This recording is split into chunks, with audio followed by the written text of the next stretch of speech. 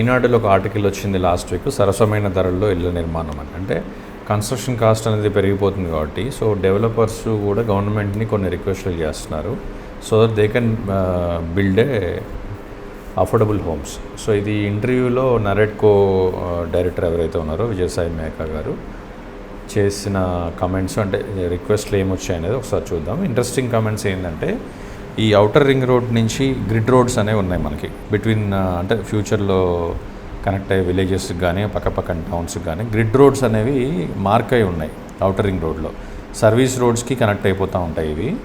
So ఈ grid roads ఏంటంటే government has to break the service road and లే the road. అంటే ఇది గవర్నమెంట్ వచ్చి ఆ సర్వీస్ రోడ్ని బ్రేక్ చేసి అక్కడి నుంచి మార్క్ చేసి రోడ్ వేయాల్సి వస్తుంది. సో లోపల ఏదైనా ప్రాపర్టీ ఉన్నా ఏదైనా ప్రాజెక్ట్ ఉన్నా ఏంటి డీటూర్ తీసుకొని వేరే రూట్లో వెళ్ళి చేయాల్సి వస్తుంది. ఆ గ్రిడ్ రోడ్స్ కనుక ఓపెన్ చేసేస్తే డెఫినెట్గా యాక్సెస్ వైజ్ బాగుంటుంది కాబట్టి they can also cell the product very fast and మంచి ప్రైస్లో ఇవ్వడానికి కూడా ఛాన్స్ ఉంటుంది. సో ఈ గ్రిడ్ రోడ్లు వాళ్ళు ఏమంటున్నారంటే మార్క్ చేస్తే చాలు, రెస్ట్ ఆఫ్ ద కాస్ట్ ఎంత అవుతుంది, దానికి ఎక్స్పెండిచర్ కాస్ట్ మొత్తం కూడా బిల్డర్స్ విల్ బీ పేయింగ్ అనే దాంట్లో ఒక సజెషన్ అనేది గవర్నమెంట్కి అనేది ఇచ్చారు.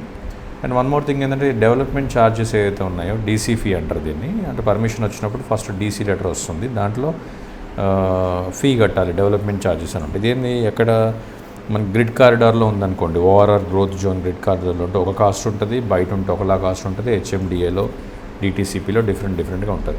సో ఇది జోన్స్ బట్టి వెస్ట్ జోన్ అయితే ఒకలాగా, సౌత్ నార్త్ ఈస్ట్ అంటే ప్రైజెస్ మనకి ఎక్కువ ఉన్న దగ్గర కొంచెం ఫీ దాన్ని బట్టి చేంజ్ చేసుకోవాలి, ప్రైజెస్ తక్కువ ఉన్న దగ్గర కొంచెం ఫీలో కన్సెషన్ ఇవ్వాలి అనే దాంట్లో అనేది ఒక రిక్వెస్ట్ అనేది మెయింటైన్ చేశారు. This is also a good stuff. Next వచ్చేసి ఏదైతే రిజిస్ట్రేషన్ ఛార్జెస్ ఉన్నాయో మనకి, ఈ రిజిస్ట్రేషన్ ఛార్జెస్ ఇప్పుడు ఈరోజు 7.6% స్టాంప్ డ్యూటీ అనేది పే చేస్తున్నాం మనం ప్రాపర్టీ మీద. సో మార్కెట్ అనేది కొంచెం స్లోగా ఉంది కాబట్టి ఈ టైంలో కనుక డిస్కౌంట్స్ అనేది మనం అప్లై చేయగలిగితే, దాని మీద ఒక 2% 1% అప్లై చేయగలిగితే ఆటోమేటిక్గా you will get like fast flow ఉంటుంది, ఫండ్స్ ఫ్లో కూడా ఫాస్ట్ ఉంటుంది, plus at the same time మనకి రిజిస్ట్రేషన్స్ కూడా చాలా ఫాస్ట్ కావడానికి ఛాన్స్ ఉంటుంది, ఇన్కమ్ కూడా వస్తుంది అనేది చెప్తున్నారు. And one more thing is about the retirement homes. So retirement homes అనేది ఇప్పుడు మనం చూసుకుంటే కోంపల్లి సైడ్ ఎక్కువ చేస్తుంటారు, సాకేత్ హోమ్స్ అని went to the society. So అది వాళ్ళు రిటైర్మెంట్ హోమ్స్ బాగా చేస్తుంటారు వాళ్ళు. సో అదర్వైజ్ మనకి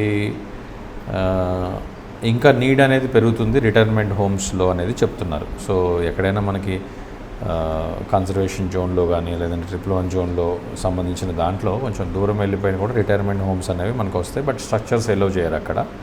సో బట్ అందులో కూడా ఏదైనా మనకి కన్సెషన్ లాంటిది ఇచ్చేసి 1 ఫ్లోరు అట్లా మనకి చేస్తే ఇంకా కూడా ఫాస్ట్గా పోవచ్చు అని చెప్తున్నారు. ఇంకో మేజర్ పాయింట్ వాట్ ఈ డిస్కస్డ్ ఈజ్ ద RRR.